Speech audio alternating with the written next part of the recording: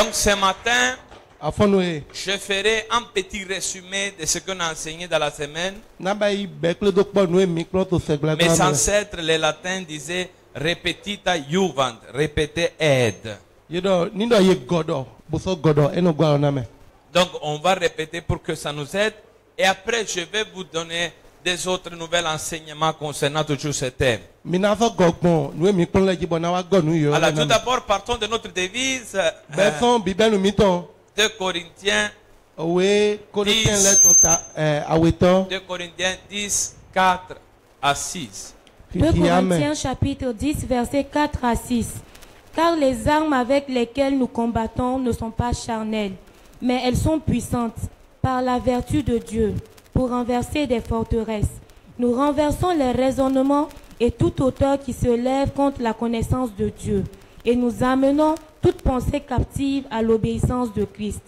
Nous sommes prêts aussi à punir toute désobéissance lorsque votre obéissance sera complète. Amen. Amen. La première chose nous dit que nos armes ne sont pas charnelles. Pourquoi le peuple de Jésus-Christ doit parler des armes? Parce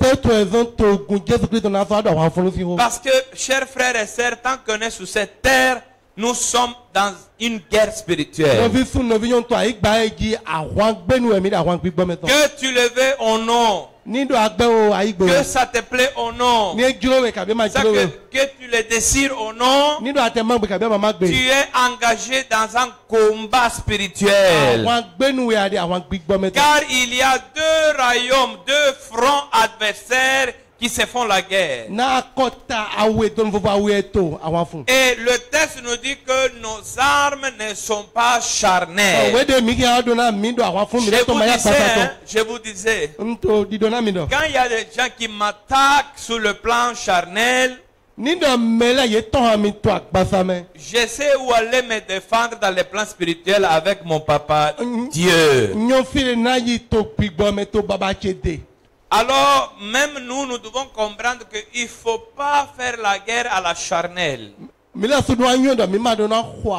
J'avais raconté quand quelqu'un m'a voulu faire du mal récemment et par réaction, je voulais mettre les avocats pour dire qu'il a diffamé, donc il va passer un mauvais 4 d'heures.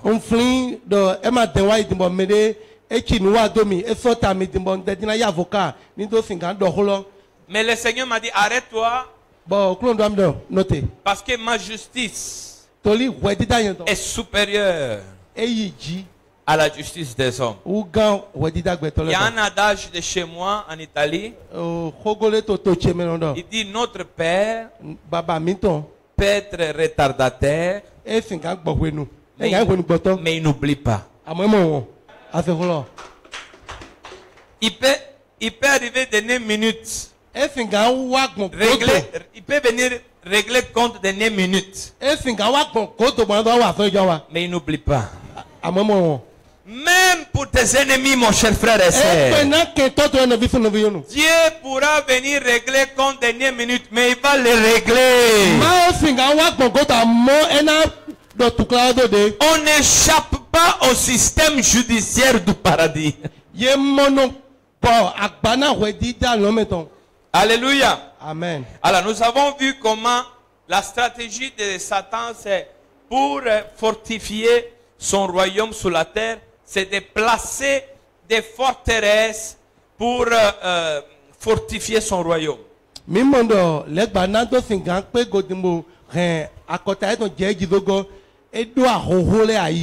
C'est quoi une forteresse? C'est la construction, exemple de une ville fortifiée avec des murailles qui est inaccessible, qu'on ne peut pas conquérir facilement.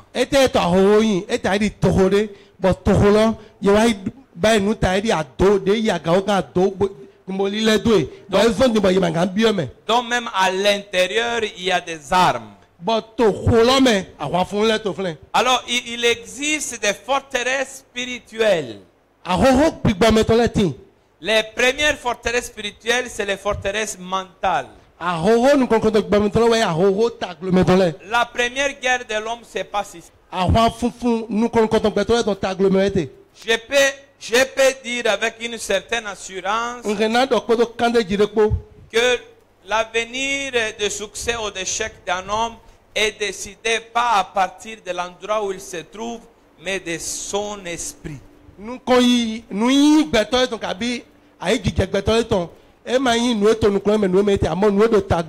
Parce que il y a des gens, on est tous dans les mêmes conditions difficiles ici. Mais il y a celui qui, avec son état mental, dit moi je ne vais pas me laisser faire, je vais me battre, je vais réussir. Donc déjà il a commencé à renverser la forteresse.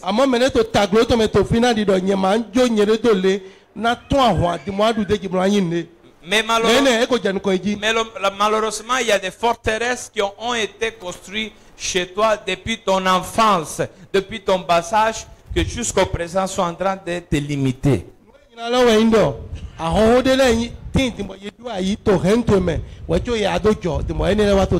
Aussi, le deuxième type de forteresse, c'est les forteresses spirituelles. C'est les forteresses que Satan a construites directement dans l'esprit de l'homme.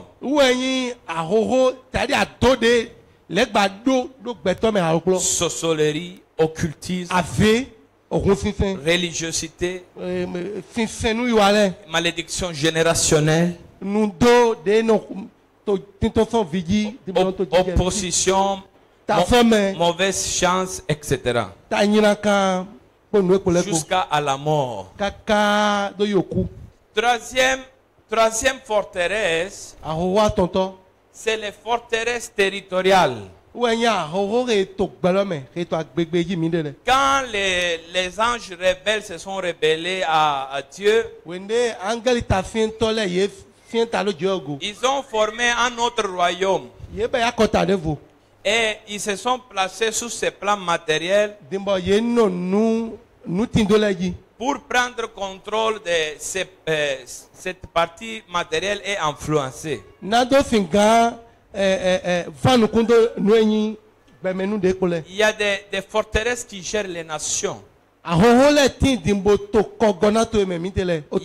y a des forteresses qui gèrent les guerres, l'argent ou d'autres facteurs. Il y a des forteresses même qui gèrent les localités, les villes, les ethnies ou des villages.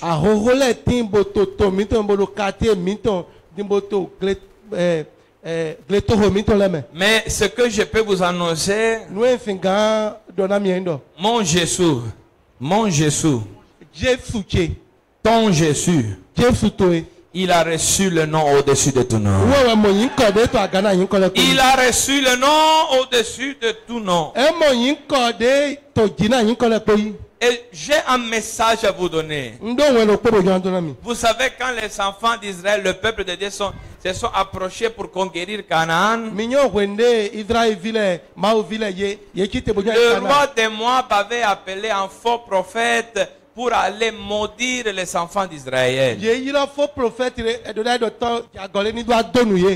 Mais quand le faux prophète a voulu maudire les enfants de Dieu, au lieu de les maudire, il a commencé à les bénir. Parce que ce que Dieu a béni ne peut pas être maudit. Si Dieu parle, même le camp de ton ennemi sera obligé à te bénir. Si Dieu dit un mot à ta faveur, même le camp de l'ennemi sera obligé à se plier. Quelqu'un m'a expliqué qu'il y a un adage au Bénin, que si même ton pire ennemi est bien habillé, tu es obligé de lui dire qu'il est bien habillé.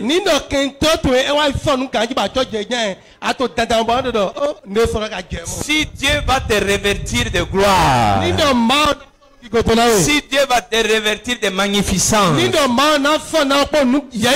va te revêtir de bénédiction, même tes ennemis seront obligés à reconnaître que celui-là, il est un béni de l'Éternel. Celui-là, c'est un béni de l'Éternel. On a parlé que contre les forteresses, Dieu nous a donné des armes, des équipements. D'abord, il nous a donné l'armure de Dieu. Saül voulait donner l'armure à David. Mais David ne pouvait pas porter l'armure de Saül. Mais David a pu porter l'armure de Dieu et terrasser le géant. Tu ne porteras pas l'armure d'un autre homme. Tu ne te défendras pas avec un autre homme. Tu porteras l'armure de ton Dieu. Et David a eu l'armure, même nous avons l'armure de Dieu. La stabilité de la ceinture, la constance des chaussures du zèle, la protection de la justice qu'on a dans la courasse,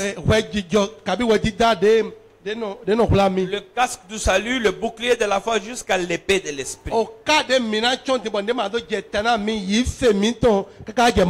suis en train de résumer pour que tout va rester ancré dans votre esprit. Amen. Et aussi nous avons eu comme arme dans ce combat la prière. 4 types de prières.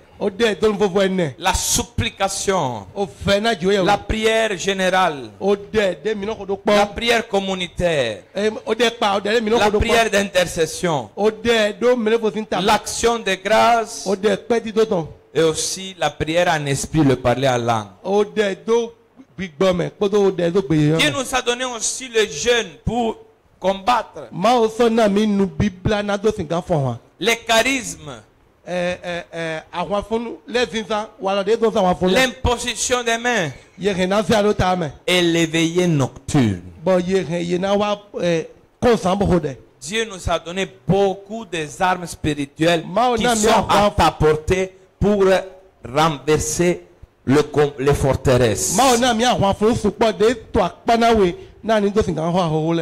Alléluia. Alléluia. Alléluia. Alléluia. La puissance pour renverser les forteresses ne réside pas en toi, mais il réside dans les armes que Dieu t'a données.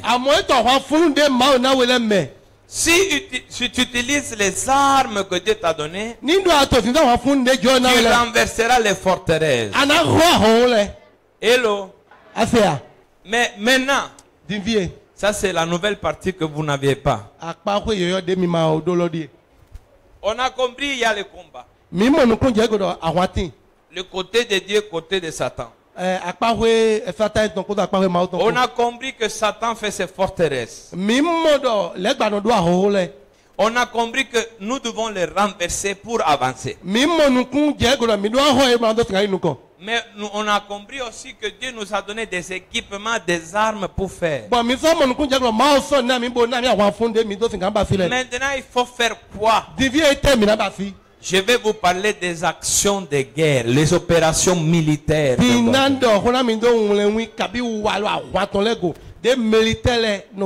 Lisons encore notre devise. Notre devise. Car les armes avec lesquelles nous combattons ne sont pas charnelles. Première chose, nous combattons. Donc le combat.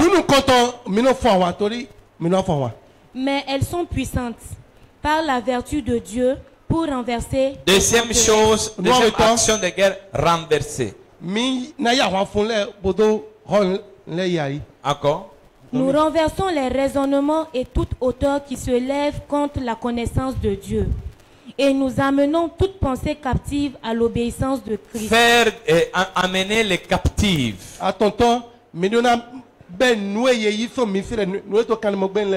Nous sommes prêts aussi à punir toute désobéissance. Punir. Lorsque votre obéissance. Hello.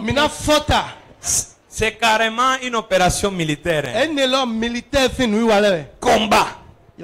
Renverser. Prendre les captifs. Punir.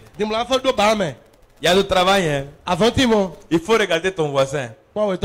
Tu lui dis il y a du travail. Ah, il y a du travail. C'est vrai. Il y a du travail. La première des choses, c'est le combat. Oui, c'est force contre force. Puissance contre puissance. Je dirais plus hôtel contre hôtel. Le verset 3 dit que les armes avec lesquelles nous combattons, si vous plaît, lisez le verset 3 de Corinthiens 10, 3. Si nous marchons dans la chair, nous ne combattons pas selon la chair, car les armes avec lesquelles nous combattons ne sont pas charnelles. La première chose, c'est le combat frontal, direct.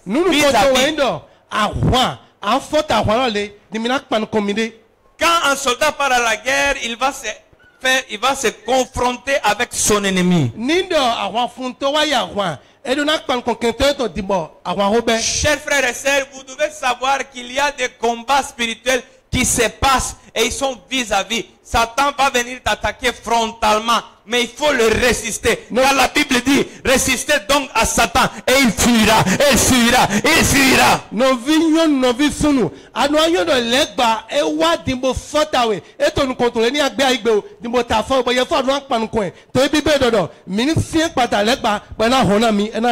C'est Jacques chapitre 4 verset 7. Vous qui ne savez pas ce qui arrivera demain, car qu'est-ce votre vie? Vous êtes une vapeur qui paraît pour un peu de temps, ensuite je ne pense pas que c'est ça le verset. Il faut lire Jacques 4, 7. Soumettez-vous donc à Dieu, résistez au diable et il fuira loin de vous. Il résistez au diable et il fuira de vous. Ça c'est le combat vis-à--vis. Je vous avais raconté quand il y a les démons qui sont venus chez moi. Avant, je les tolérais trop. Mais quand je commençais à comprendre que non, je ne me laisse plus faire. Ils ont venu, je me suis arrêté. Et après, ils ont essayé de me... Mais ils ont vu que moi, je n'avais pas peur. Alors, ils ont commencé à dégueuler. Résistez donc à Satan, il fuira de vous. Frère, sœur, papa, maman, dans ton combat, ça ne sera pas toi qui vas prendre la fuite. Je déclare au nom de Jésus-Christ de Nazareth que tes ennemis viendront par une voie te combattre, mais ils fuiront par 7. Ils vont venir courageux dans une voie, mais ils vont fuir peureux, découragés par 7. L'Éternel sèmera la terreur devant toi. L'Éternel sèmera la terreur devant toi. Acclamons le Seigneur Jésus. L'autre combat, c'est le combat à distance. Vous savez, dans une guerre militaire, il y a le combat frontalier, il y a le combat à distance. Alors, comment tu peux combattre à distance et les forteresses qui se sont levées contre toi?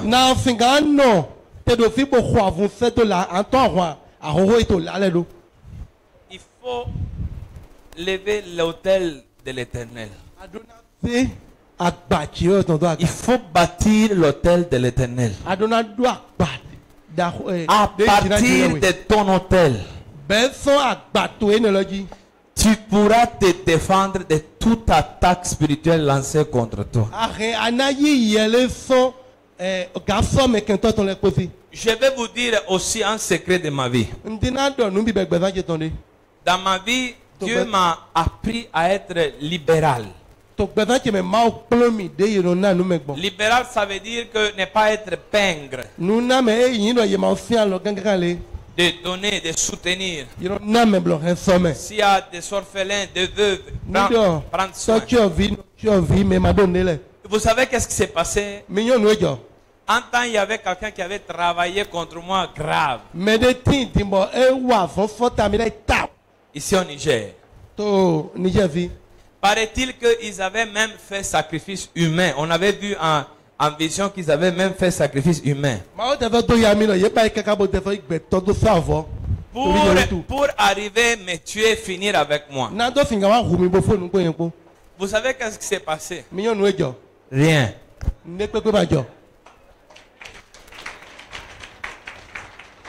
Quand j'ai demandé à Dieu la raison, il m'a dit, Samuel, ton intégrité, tous les sacrifices que tu as fait en secret devant moi pour les autres, c'est eux qui t'ont gardé. Et leur sacrifice a été vaincu par tes sacrifices devant moi.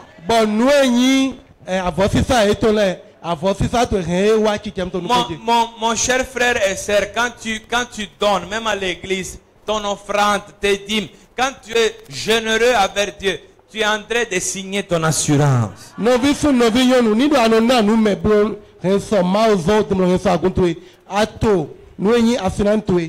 Aujourd'hui, Dieu ne veut pas recevoir sacrifice de sang. Parce qu'il a déjà donné le sang de son fils. Mais Dieu veut sacrifice de sueur. Et l'argent, ça représente la sueur de l'homme avec laquelle nous gagnons notre pain. Et aujourd'hui, quand tu vas s'aimer à la maison de Dieu, tu seras intouchable parce que c'est comme il y a un sacrifice qui va parler contre un autre sacrifice.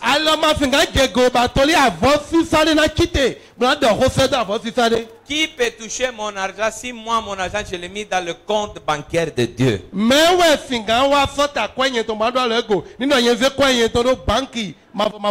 Hello. Hello. Moi, j'ai vu quelque chose. Pasteur, je vous demande pardon. Vous là. Vous là. Quand vous êtes au Bénin, quand vous êtes au Togo, vous donnez grave. Église au Bénin est bon. Est-ce que moi-même je ne me suis pas trompé à Bénin, le missionnaire ici là?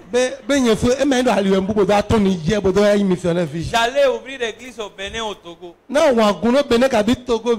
J'allais être petit roi, petit prince. Cotonou, région littorale. Cotonou, Lomé, région maritime. Lomé, région maritime. Mais ça allait être bien. Parce que là-bas, les gens ont compris et ils donnent. Mais dès que vous traversez la frontière, il y a quelque chose de spirituel qui se passe. Vous commencez à dire, moi je suis venu au Niger chercher. On est venu se chercher. Donc je dois faire économie. Et moi, ce qui me dérange le plus, oui, chrétien qui ne donne pas sa dîme, mais aussi chrétien que est nourri spirituellement, béni spirituellement au Niger, mais il envoie sa dîme au Bénin.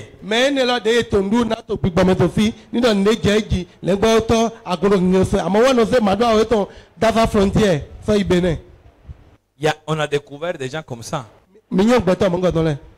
Ils sont venus chez moi à l'église. On a prié pour une certaine situation. Et après, la chose a marché. Ils ont dit qu'ils veulent partir maintenant, les donner la dîme au Togo. J'ai dit, il n'y a pas de problème. Prochainement, matin, midi, soir, Quand tu as besoin, appelle au Togo. Togo. Il y a un autre qui m'a posé la question. Pasteur, moi je vais donner ma dîme aux orphelins. Moi je dis Babou, voilà. Il n'y a pas de problème. Mais quand le démon t'attaque, appelle le petit orphelin, dis de prier pour toi. Appelle l'orphelin, tu lui dis de prier pour toi.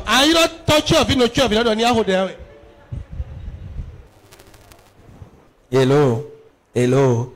Hello.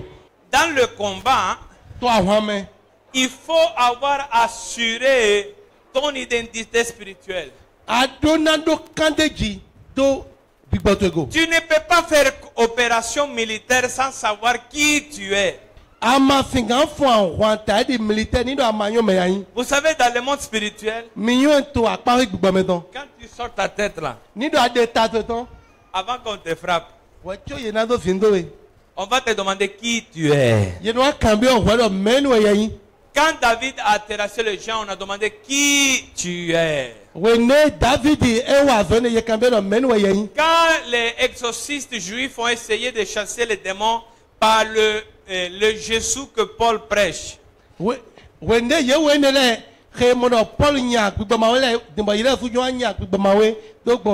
démons ont dit on connaît bien Jésus. On connaît bien Paul. Qui vous êtes? Quelle honte! Aller dans un combat sans identité. 1 Jean chapitre 4 verset 4. 1 Jean chapitre 4 verset 4.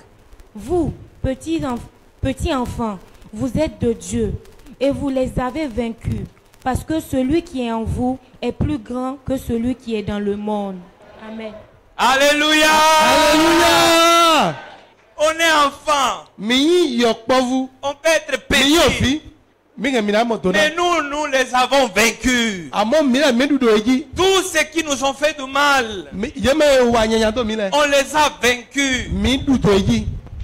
Car Dieu est notre Père. On part au combat en étant enfant de Dieu. Est-ce qu'on peut acclamer le Seigneur Jésus de Nazareth?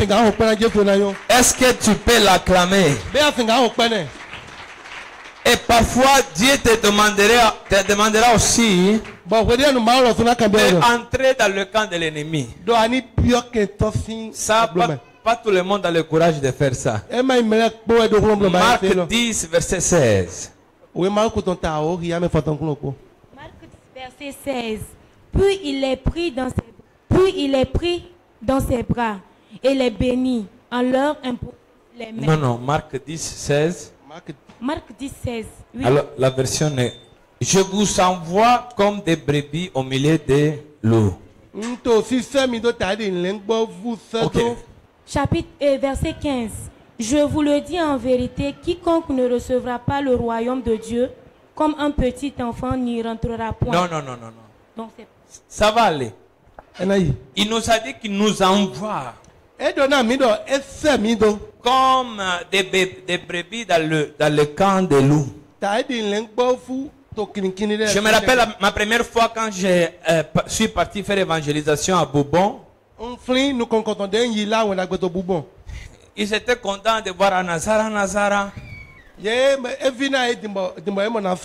Alors ils sont venus. J'ai commencé à enseigner la parole de Dieu. Je disais Alléluia. Je disais Amen. Alléluia. Amen. Après, un vieux marabout moche là est sorti de la mosquée là. Il est sorti du marabout. Il a commencé à faire Allahu Akbar. Et tous qui disaient Alléluia ont commencé à se lever pour dire Allahu Akbar.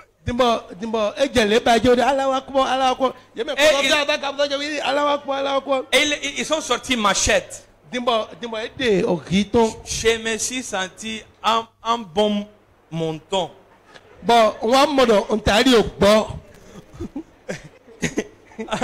Une brebis vraiment au milieu des loups. Mon sang est devenu froid. J'étais pas comme ça. Je suis rentré dans la voiture. On s'est enfouis. J'ai dit, Seigneur, vraiment tu nous as dit que tu nous envoies comme des brebis au milieu des loups. J'ai senti une main qui m'a touché. Dit oui. Je vous ai envoyé comme brebis au milieu des loups. Mais je te dis aussi que le bon berger sera avec toi. Alléluia. N'ayez pas peur de rentrer dans le camp de l'ennemi.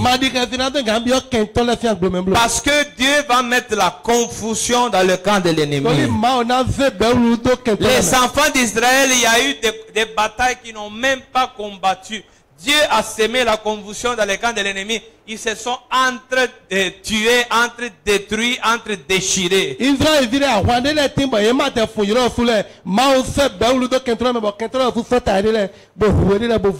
déclare au nom de Jésus-Christ de Nazareth. L'Éternel sèmera la confusion parmi tes ennemis. Tous ceux qui s'élevaient pour te faire la guerre, ils commenceront à s'entre-détruire. Ils ne comprendront pourquoi. Et Dieu sèmera la division dans leur cœur. Ils se détesteront. Et toi, tu t'en sortiras sans dommages, sans souffrance, victorieux, glorifié par Dieu, béni dans ton existence. Recevez cela au nom de Jésus. Vous savez, dans un combat, on fait combat par rapport au poids, n'est-ce pas? Même quand il y a la boxe, on fait combat selon le poids d'une personne.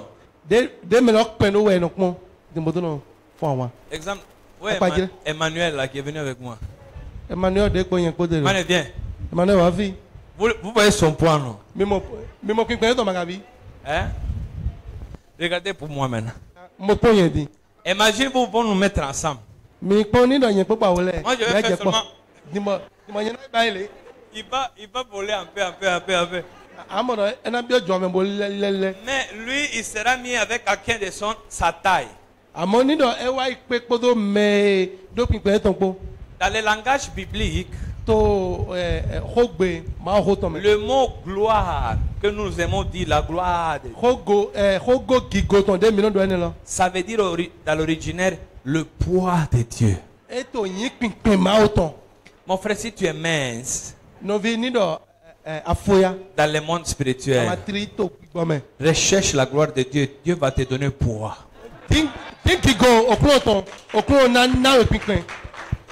Il faut augmenter de poids. Et plus tu prends le poids, plus tes ennemis seront plus grands, aussi costauds. Mais moi je répète toujours, le serpent de l'homme de Dieu avale le serpent des magiciens. Alléluia. Donc aussi il faut, pour renverser la forteresse, il faut identifier là où il y a la brèche.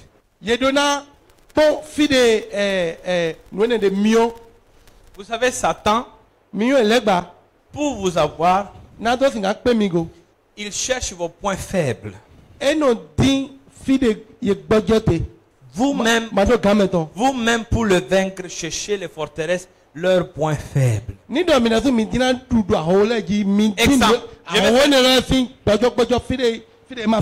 vais faire un exemple. Satan a construit en moi une forteresse mentale de manque d'amour. Je pense que tout le monde ne m'aime pas. C'est un exemple. Quel est le point faible?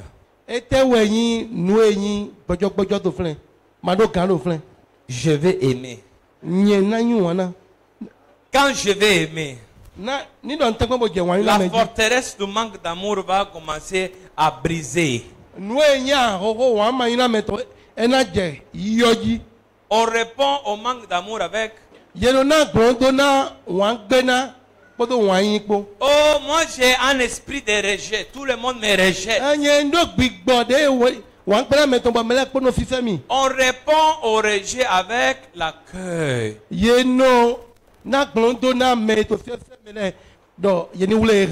Jésus a dit, c'est une loi, hein, une loi spirituelle. C'est que vous voulez que les autres vous fassent. Fais-le aux autres. Mon père. Donc ça veut dire que dans le monde spirituel, si je vais recevoir amour, je dois donner amour. Si je vais recevoir argent, donc vous avez compris. Parce que quand toi-même tu vas tourner ton dos quand quelqu'un te demande aide là. La Bible dit que Dieu ne donnera pas à celui qui a détourné son dos devant les besoins des autres. Donc, moi, si je veux la paix, commence à faire commérage. Commence à faire papatou. C'est quoi alors? Donne la paix. La Bible dit, si vous êtes enfant de paix, vous rentrez dans une maison et vous dites, la paix soit sous. Si c'est un enfant de Dieu, il reçoit la paix. S'il refuse,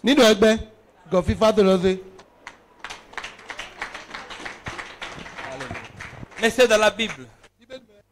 Faites aux autres ce que vous voulez qu'on vous fasse. Oh, pasteur. Moi, je vais quitter cette église. Pourquoi? Ah, personne me salue, personne ne me considère. Toi, considérer qui d'abord? Toi, tu as salué qui? Tu penses que quand tes cultes terminent, tu fais... Tu penses que nous tous, on va sortir te chercher dehors? Pourquoi les gens qui donnent amour ne manquent pas d'amour? Moi, j'ai quelques membres qui m'ont suivi dans ces choses-là. Quand tu es actif, quand tu es actif, quand tu donnes, tout de suite, on va te remarquer. Et ça te sera donné en retour. Mais il y a des gens qui ne font rien, ils veulent tout.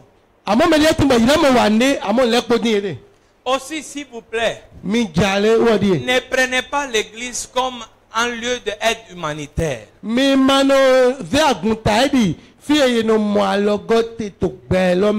y a des gens qui viennent à l'église chercher leur argent. Il y a des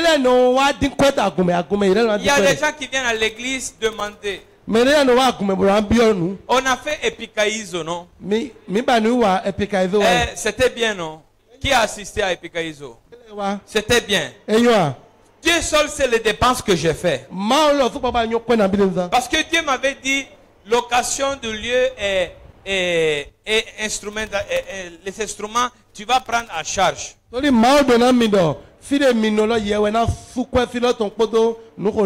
Dieu a fait un miracle. J'ai donné ça comme ça. Il y a quelqu'un qui Dieu lui a dit de me donner. Il m'a donné 4 fois la somme que j'ai donnée.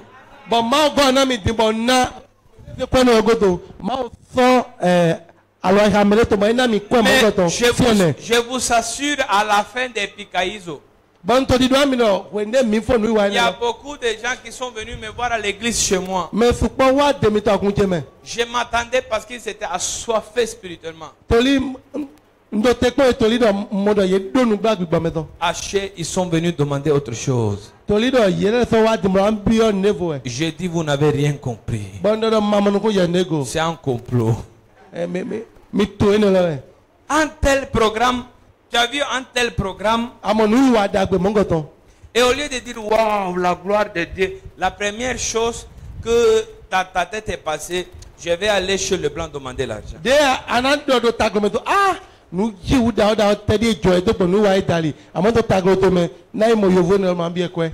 On n'a rien compris.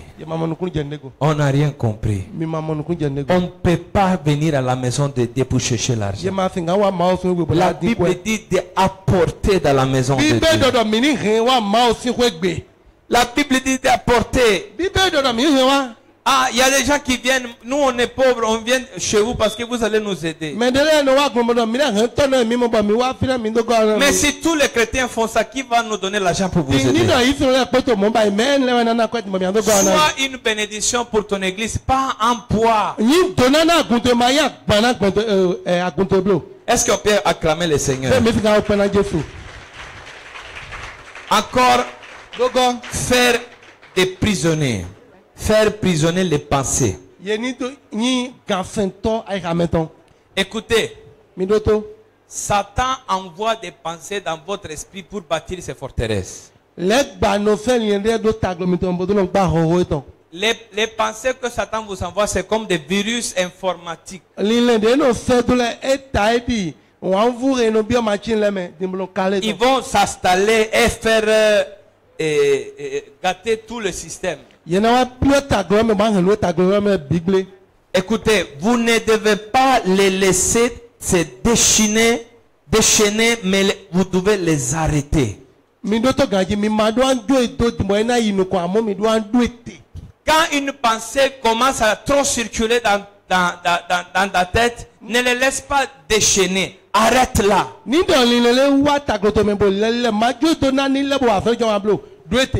Romains 12, 2. Romains 12, 2. Ne vous conformez pas au siècle présent, mais soyez transformés par le renouvellement de l'intelligence, afin que vous discerniez quelle est la volonté de Dieu, ce qui est bon, agréable et parfait. Satan t'envoie des virus pour te faire conformer, mais soyez renouvelés.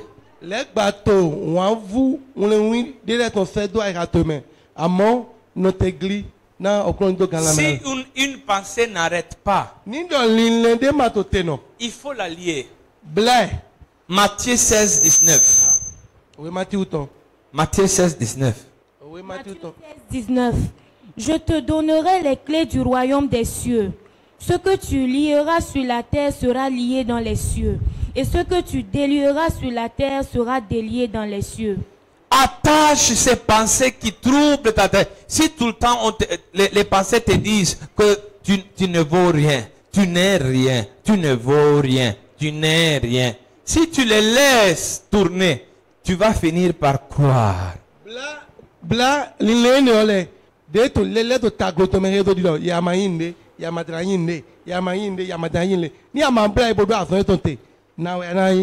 Alors quand la pensée est installée, je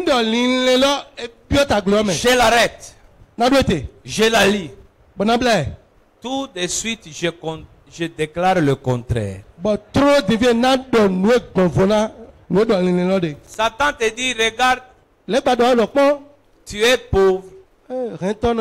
À ton âge, tu n'as pas ça, tu n'as pas ça, tu n'as pas ça. Je l'arrête. Je le lis. Je déclare le contraire. Je suis riche. Mon papa est riche.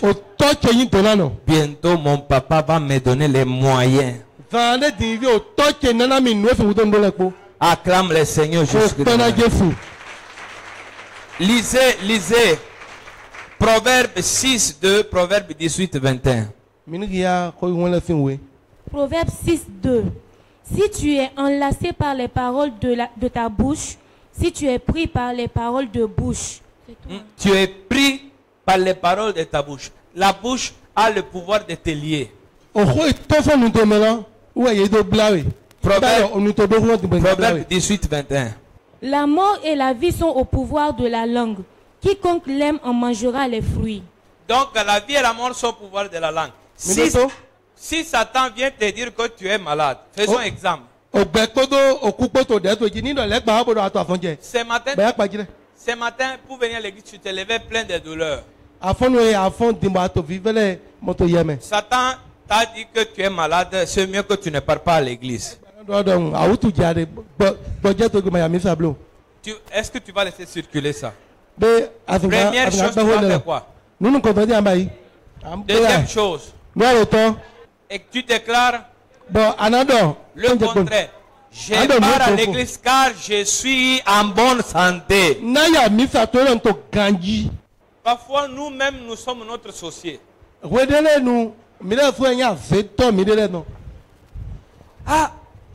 pas me faire ça, sinon je vais mourir. Ne dites pas ça. Moi, si vous me faites quelque chose, je vais dire, il ne faut pas me faire ça, hein, sinon tu vas mourir. Je ne vais jamais déclarer que moi je vais mourir. Je vais renvoyer ça sur toi. J'ai vu une scène. Une maman du Nigeria, maman de femme de prière.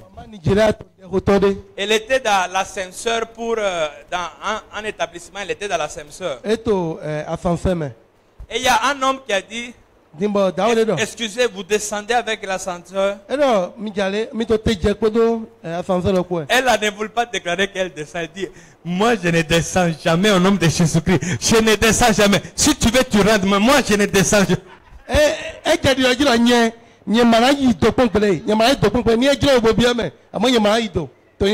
Ne laissez pas les pensées vous envahir, mais attachez-les, liez-les, détruisez-les. Ne laissez pas des pensées vous tourmenter.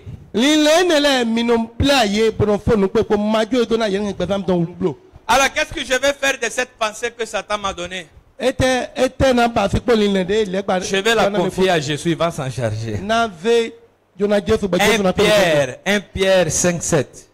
1 Pierre 5,7. Et déchargez-vous sur lui de tous vos soucis, car lui-même prend soin de vous. Décharger sur qui? Qui est lui? Voilà les phases de combat spirituel. La pensée arrive. Elle va circuler. Je l'arrête. Je la lis. Je déclare le contraire. Je dis Jésus. Voilà ce qu'on m'a dit. Voilà. Je décharge sur toi. C'est ton affaire maintenant. Et vous savez qu'est-ce qu'il va faire? Il va voir ton cas. Il va voir ton affaire. Il va les traiter. Il va te donner la bénédiction. La dernière opération de guerre. La dernière action de guerre. C'est punir. Sœur, il faut lire le verset 2 Corinthiens 10, verset 6. 2 Corinthiens 10, verset 6. Nous sommes prêts aussi à punir toute désobéissance lorsque votre obéissance sera complète. Nous devons punir toute désobéissance. Donc dans la guerre là, il y a le combat, le renversement, faire les captifs, et il y a punir. Nous sommes prêts à punir. Et, chers frères et sœurs, soyez un peu fiers. Démon qui est venu te déranger là, ne laissez pas aller comme ça. Il faut qu'il va partir, mais il va se rappeler de là où il est passé. J'ai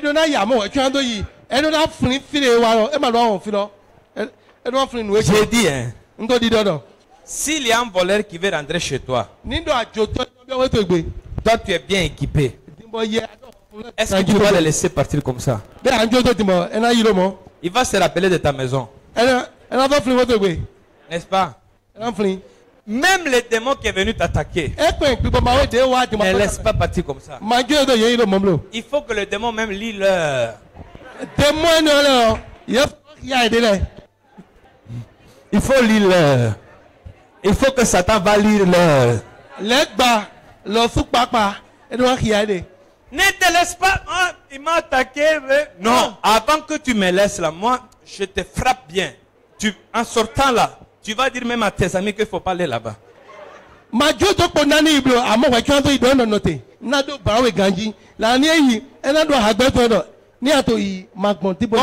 ça, la prochaine fois que leur chef le dit, on a besoin des démons qui attaquent Pasteur Samuel. L'autre fois, bon, il faut aller toi cette fois ici là. Cette fois là, tu vas aller, tu vas. Moi, je vais aller prochaine fois. Il faut qu'ils ont peur de rentrer dans la maison d'une femme qui prie.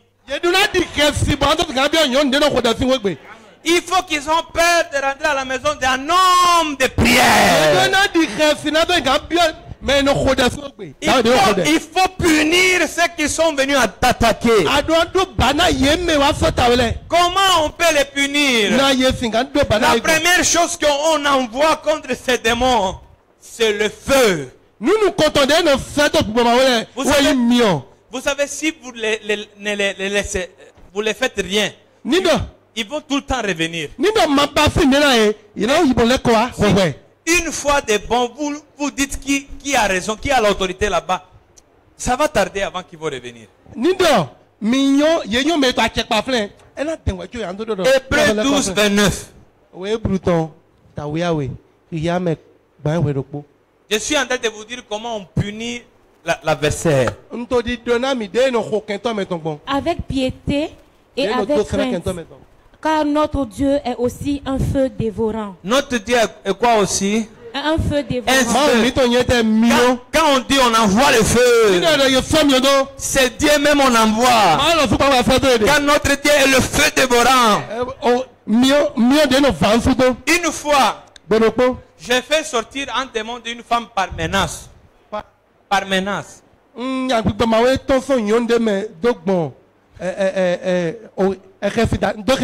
l'ai pas chassé. J'ai dit il faut choisir. Je lui ai dit il faut choisir. Tu restes, tu fais ton petit malin. Tu es libre de le faire. Nous on va encore t'envoyer le feu. On va te brûler bien. Oh, soit tu arrêtes maintenant, tu as le temps de sortir et tu t'en vas. Le démon commençait à dire en zarma, aïe koi, aïe koi, aïe koi, aïe koi, aïe koi. Je m'en vais, je m'en vais, je m'en vais. Par menace. On n'a même pas fait longue prière de combat. Il faut choisir. Parce que dans le royaume spirituel, moi je suis enfant de roi. C'est moi qui gère. Il a eu peur, il est parti. Et voilà que après la fille, c'était même à l'orphelinat OBS. La fille avait des démons. Et il disait à une femme là-bas qui prend soin de la tante Leila. Il a dit que vraiment il ne faut plus que le pasteur Samuel vienne parce que mes génies m'ont dit que c'est un tueur de démons.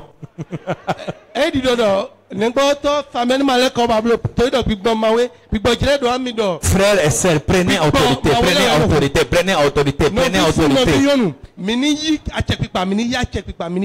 On a parlé que on a besoin même des aides des anges. Alors priez le Père qu'il vous envoie des aides angéliques. Vous priez votre Père, dit Seigneur, envoie les anges. Somme 91, verset 11.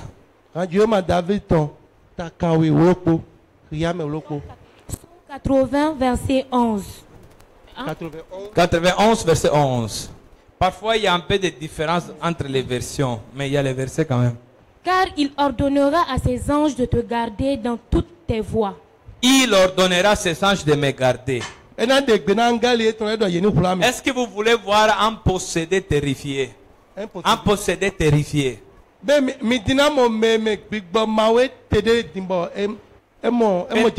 que vous faites délivrance, Pendant que vous faites délivrance, commencez à dire, Père, envoie tes anges ici dans ce lieu maintenant. Les moments où ils vont arriver, vous allez voir, le démon sera terrifié. Parce qu'il sait que les anges ne vont pas les laisser tranquilles. Dès que l'aide angélique arrive au moment de la délivrance, vous allez voir que le démon est terrifié. Parce que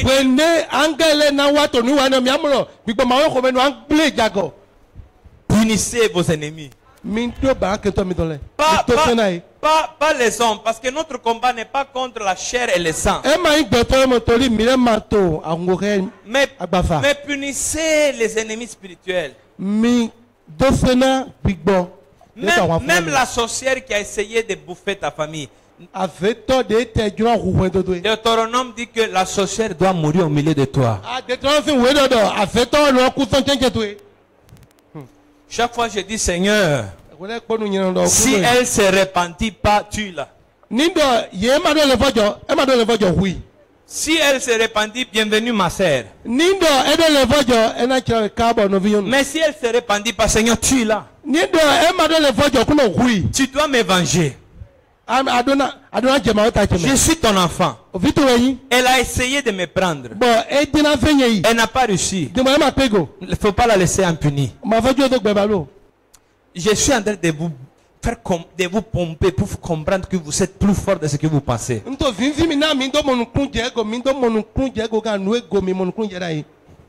Citez les versets contre vos ennemis spirituels, car les versets sont comme un rapprochement. 2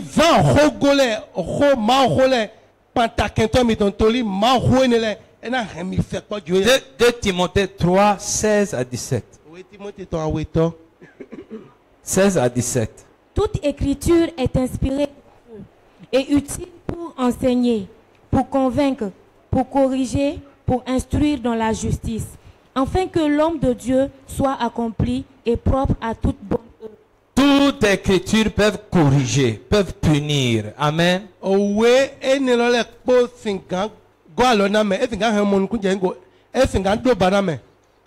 Utilisez les écritures pour punir vos ennemis spirituels.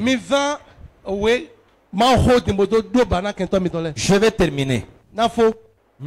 Je veux que tu acclames d'abord Jésus-Christ de Nazareth.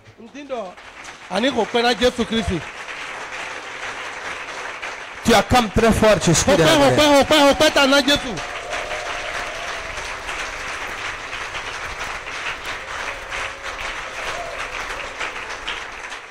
Amen. Amen. Lisons ensemble. Hébreux 11. Verset 30 et verset 40. Hébreux 11, verset 30.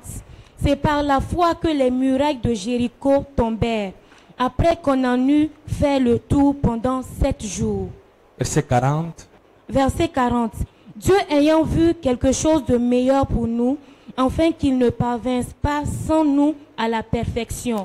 Je vais terminer par une exhortation maintenant. Je vais te dire que chacun de nous a ses forteresses avec ses murailles. Et tu ne dois pas laisser le 7e jour, le dimanche, passer sans que les murailles tombent de tes forteresses. Il faut savoir quelque chose. Josué, avant d'aller à la bataille, avant de terrasser Jéricho, quand il est arrivé là-bas, il y avait l'ange de l'Éternel qui l'attendait. Et il a dit, Josué, enlève les chaussures, car là où tu es, c'est un lieu saint.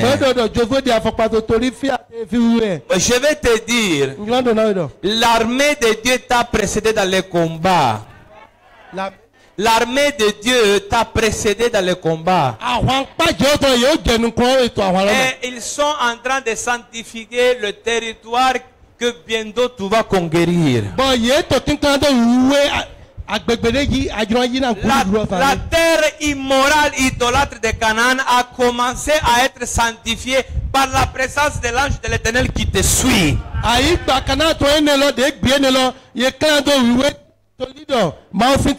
Et alors l'Éternel te dit, c'est la foi. La foi qui fera tomber ta muraille. Commence à circuler. Commence à faire le tour. Chaque fois que tu passes, c'est vrai, tu verras les grandes murailles. Mais Dieu est fidèle à sa promesse. Le 7e jour, la 7e fois, les murs s'effondreront. Les murs s'effondreront.